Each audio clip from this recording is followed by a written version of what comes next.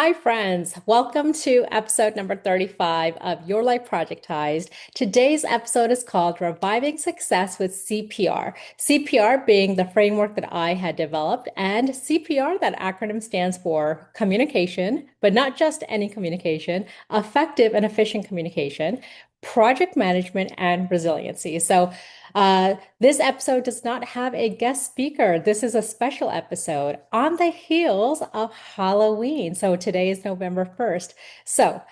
The bad project manager witch, when she rears her ugly head, and some of you may have seen that bad, evil project manager witch.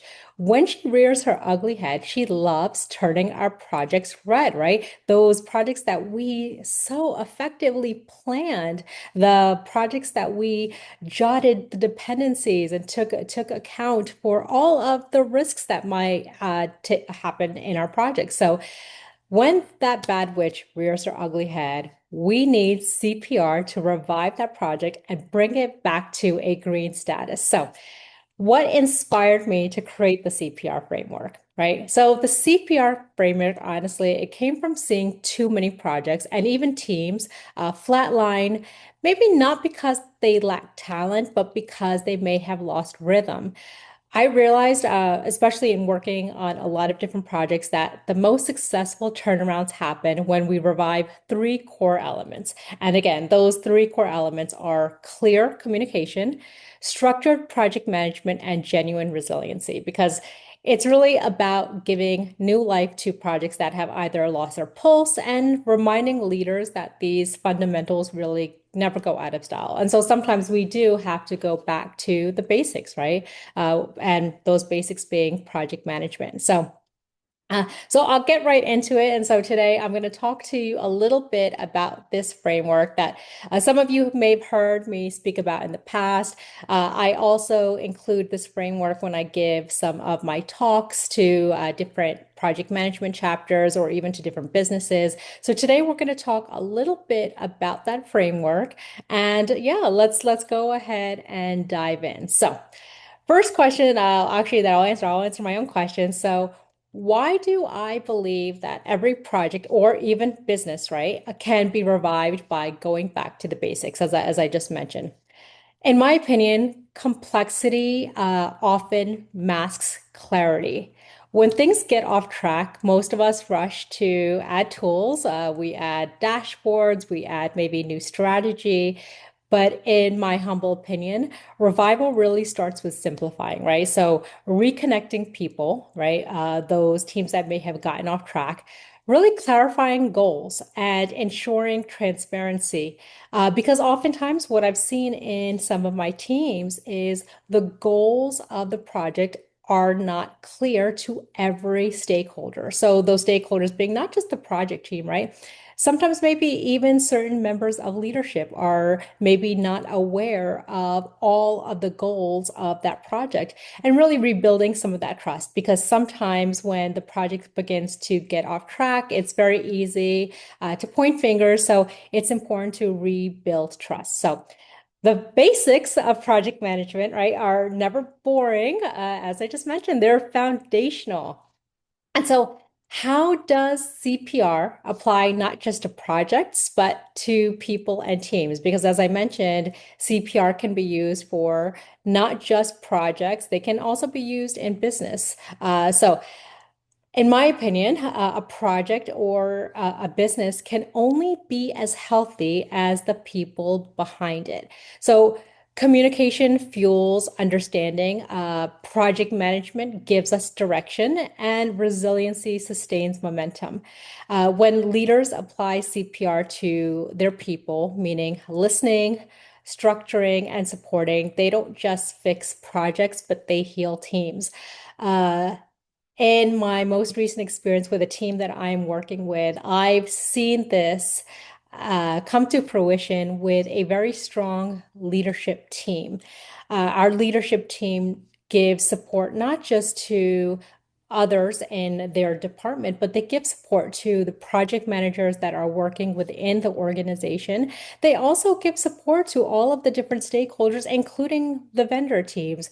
And it is so beautiful, especially having worked in different companies and on different teams and within different leadership units, it is beautiful to see that support from leadership and really recognizing that they truly are listening. So I'll give you just a recent example on one of my projects that I'm working on currently. It's a big project and I won't go into the details, but I noticed that I was really going over my hours. So, right, so let's say the standard hours that as well, the standard hours are typically 40 hours a week. I noticed that I was consistently going over that 40 hours. It was very easy to go over that 40 hours. And I recognized that I was in need of a project coordinator or just an additional resource that can maybe help me with some of the project tasks that I was spending maybe a little bit too much time on. So, leadership listened, and very soon after, I was assigned a project coordinator to help me with the overflow of tasks that I had in my bucket, if you will.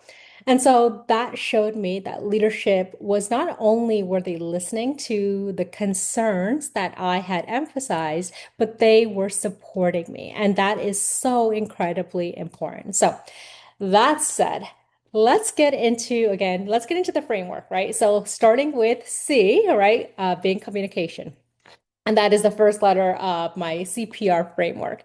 So a lot of you have heard I speak about communication often because communication is the foundation, the basis for all of our relationships, whether it's a business relationship, whether it's a personal relationship, whether it's a friendship, whether it's a romantic relationship, right? If we don't have effective communication, our relationships will struggle, our businesses can struggle, our projects will struggle. So, communication is so important. And in project management, right, as the PMBOK, the project management body of knowledge, teaches us, communication is 90% of what we do as project managers. And it's what we do even in, again, even in businesses and our relationships. So, that's it.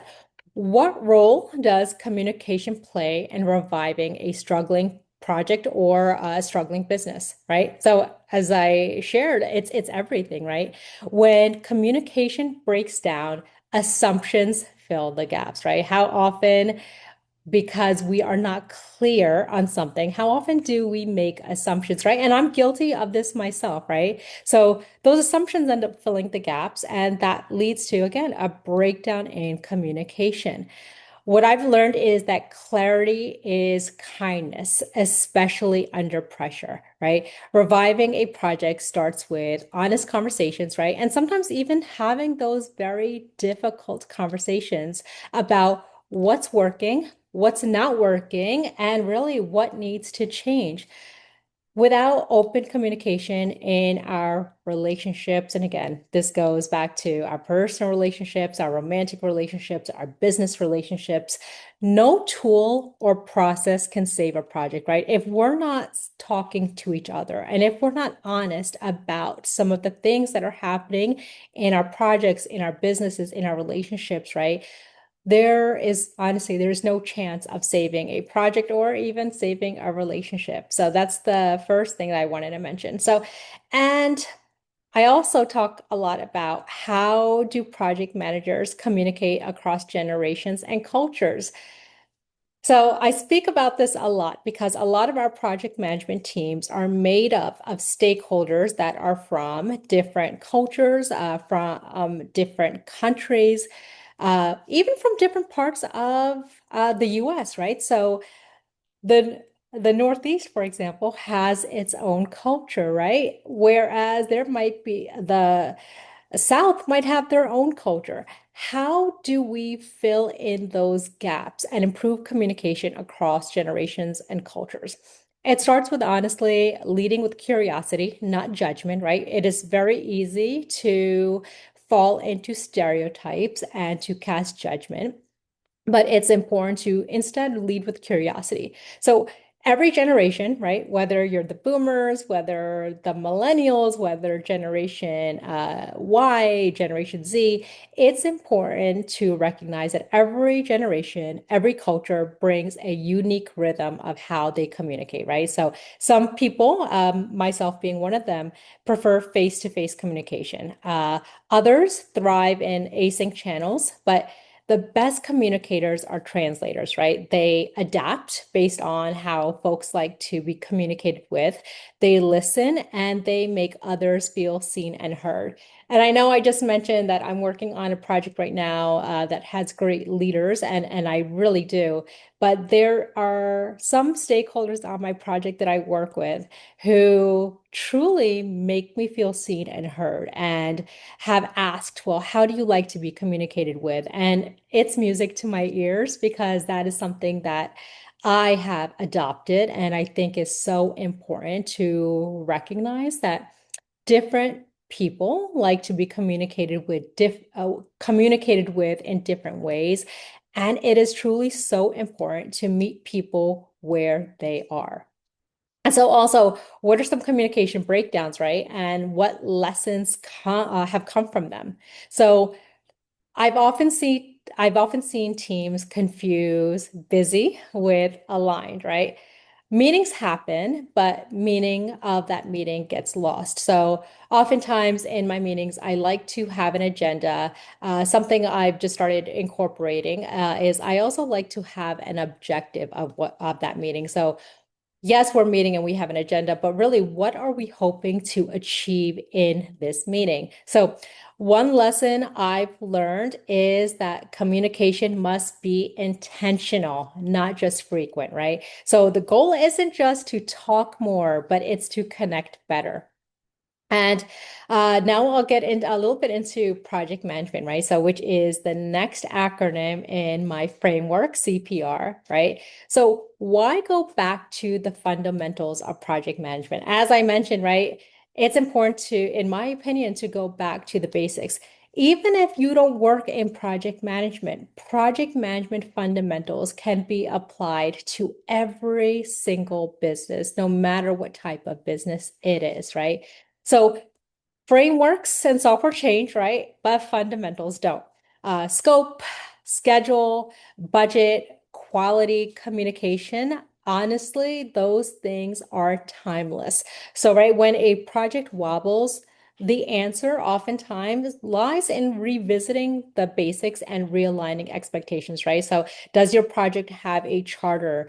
Do you have a communication plan? Do you have a risk management plan? So all of these, or I should say a risk mitigation plan, all of these fundamentals are important to achieving success. So when a project wobbles, right? When a project wobbles, the answer usually lies in revisiting these basics and realigning expectations. So, how can structure actually free creativity rather than restrict it? I know for me and for some of my colleagues, creativity is imperative. I know it's incredibly important for me to be able to be creative. So, structure provides psychological safety, right? So when people know their roles, right? And I will be the first to say, I have not always been great at all of these, right? So I don't want you to think that I'm speaking from a place of, oh, I know it all. I certainly don't. All of these lessons I have learned have been through my experiences and through falling, but of course, getting back up and learning from my experience. So when people know their roles, timelines, as well as boundaries, because it is so important to set boundaries, not just with your project teams, sometimes with your vendor partners, right? It is important to set boundaries.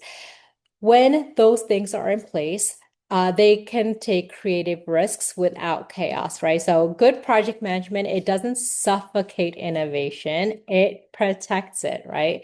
So the next thing I'll address is, so what practical tools and techniques can help revive a flatline project, right? It's in the title, right? When a project is flatlined, what do you do? How do you revive it, right? How do you resuscitate it? So first thing, start with a mini assessment, right? Revisit your scope and your objectives. Identify misaligned stakeholders. Simplify your status reporting. Status reporting doesn't have to be complex. One tool that I love and I talk about often is Smartsheet. Smartsheet allows you to create a status report. Or I should say, it takes your risks, it takes your objectives, it takes all of these different components and it helps you develop, or I should say, it feeds a status report. And it's a one-page, very clean status report. And it gives your leadership just a high level understanding of the status of the project. So just to simplify the status reporting, it doesn't have to be, again, it doesn't have to be complex. Then use agile style retrospectives to diagnose and again, not to blame, right? Even a 1 hour alignment workshop can re-energize a stagnant project. And I've seen this to be true. So, how can project managers keep all of our stakeholders aligned when there is pressure, right? By managing expectations as much as execution, right? So it's important that everyone is aligned on the expectations of the project, right? So set the tone early. What's realistic, right? What's changing and what's non-negotiable. Oftentimes, again, I think that projects get derailed because not everyone understands the expectations, right? So it is important to communicate that. And then maybe following through with consistent updates, even when things go sideways. And that's something I mentioned, right? Even when we have an update that isn't ideal, right? It's important to be very transparent, right? Sometimes, again, we will have very difficult conversations, but it is important to be realistic and really set expectations and communicate what those expectations are. Then following through with consistent updates, even when things go sideways, as I just shared. And I will also reiterate, silence can erode confidence, right? That can happen when people go silent. I know we often say, right, no news is good news, and sometimes that is absolutely true. But when you're not hearing from your project management team, when you're not hearing from your leadership, right, that can erode a lot of confidence. So it is important for those regular check-ins and regular communication. And now going to my other favorite part, right? Which is the R in CPR, which stands for resiliency. So I talk about resiliency a lot. I want to firstly give credit to my father. My father is one of the most resilient humans I've ever known. He has gone throughout his life, he has gone through a lot of very serious I will say pitfalls. He's gone through a lot of serious challenges, but in each of these challenges that he has experienced, my father has always gotten right back up and he has pushed forward. And that is where I really think that I learned resiliency. So, resiliency is important in a project. It is important in a business. So let's dive a little bit into that. Why is resiliency the missing link in sustainable success? Because even the best plan will encounter turbulence, right? How many times have we planned? Again, how many times have we put together this great plan? We accounted for all dependencies, we accounted for all risks, yet the project goes sideways, right? It goes off track, it goes off the rails. Resiliency is what helps us recover, learn, and then really keep moving. So it's less about bouncing back, right? And it's more about bouncing forward. We bounce forward stronger and wiser than before, right? Because each of our experiences, they teach us something. So, how can we cultivate resilience as individuals and teams? By normalizing setbacks, right, as part of the process, because they truly are part of the process. I encourage teams to document lessons in real time, celebrate micro wins, right? So you got that charter signed, that's a win. You got that change order approved, that's a win, right? So discuss not just deliverables, but discuss emotions. The old there used to be an old belief that when you go to work, right, or you go to the office, you leave your emotions at the door. I've never believed that to be true, and I'm actually really happy to see that we are transitioning to be more human in our interactions because emotions are part of being human, right? And project management, again, is about being human. It's about not just those hard skills, but it's about those soft skills. So, uh, we need to ensure that we are being cognizant of that, right? So resilience is built through reflecting, all right, and not denial, right? So just reflecting on what has gone wrong, where maybe we could have done things differently. So, that is why, again, a lessons learned is important, right? What did we do well? What could we have done better? What did not work? And what do we want to repeat for future projects and or even future phases, and what do we want to stop, right? I know for waterfall projects, a lot of waterfall projects, we wait till the end of a project or to do lessons learned. I'm of the mindset that lessons learned should be done often. So maybe a more agile approach. So at the end of every sprint or at the end of every phase of a project, lessons learned should be done because why wait till the end of a project to really reflect on what has gone wrong and what has gone well?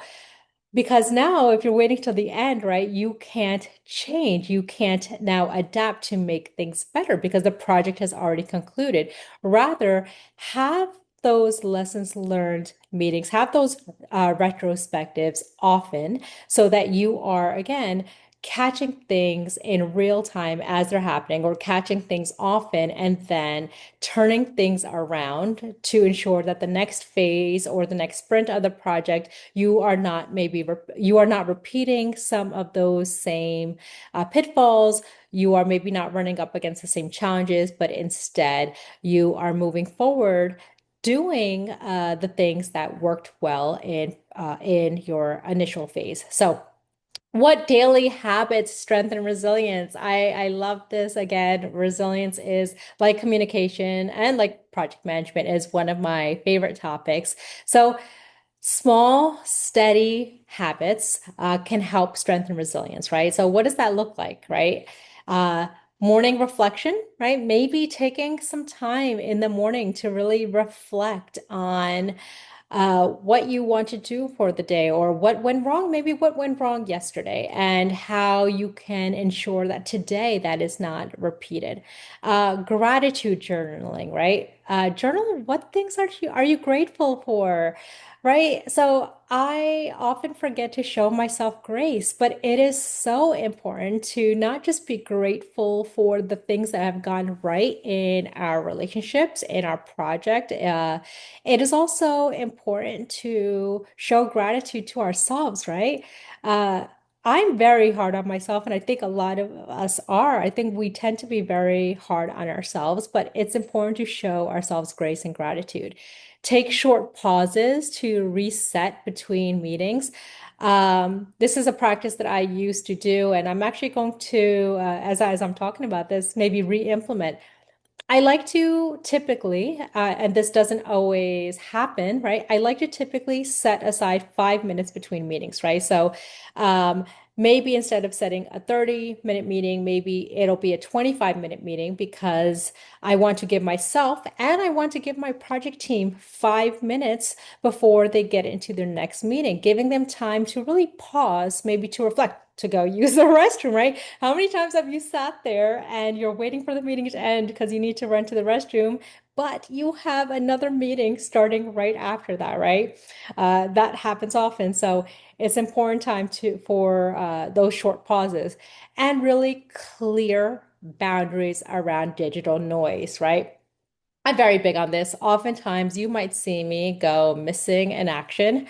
One of the reasons I do that is I am genuinely and intentionally trying to be more present, right?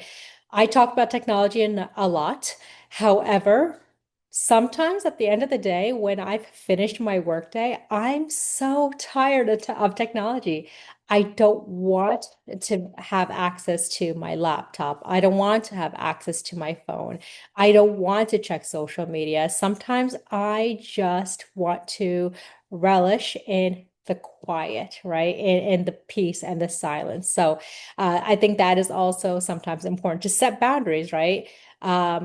There was a time where we all weren't so accessible. I think it's important for us to, again, technology is going to be part of our lives from now until forever. So technology is going to be part of our lives, but I think it is important to also sometimes go back to the basics of, just being present.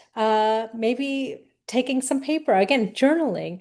So the best leaders that I know, they don't push endlessly, right? They pace intentionally, right? So the best leaders I know recognize that it is important to, again, to pause, to reflect, and again, to be intentional. Intentional.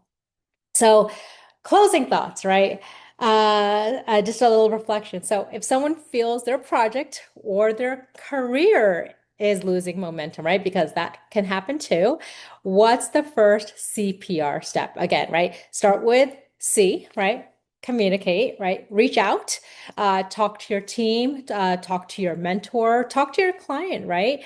Again, communication is so important because silence isolates, right? And communication reconnects.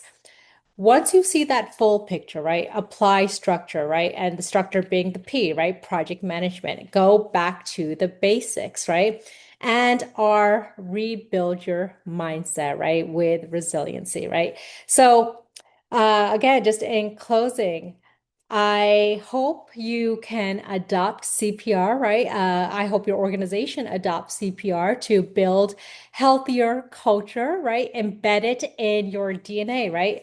Make communication transparent, right? Keep project management practical, not bureaucratic, right?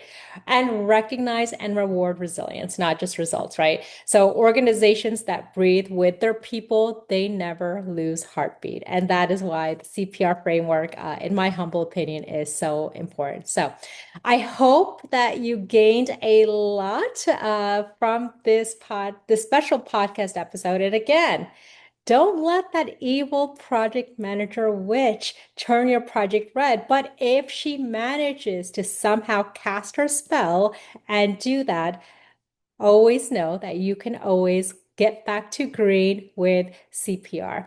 Thank you, everyone, for this. And just wanted to shout out my special PMP pin because it is this pin, the PMP, that really helped me develop this framework and recognize the importance of all three of these things. Again, C, communication, effective communication, P, project management, and R, resiliency. Thank you, everyone. And I hope that this episode helps you bring you clarity and it helps revive your projects that may have fallen off track. Thank you.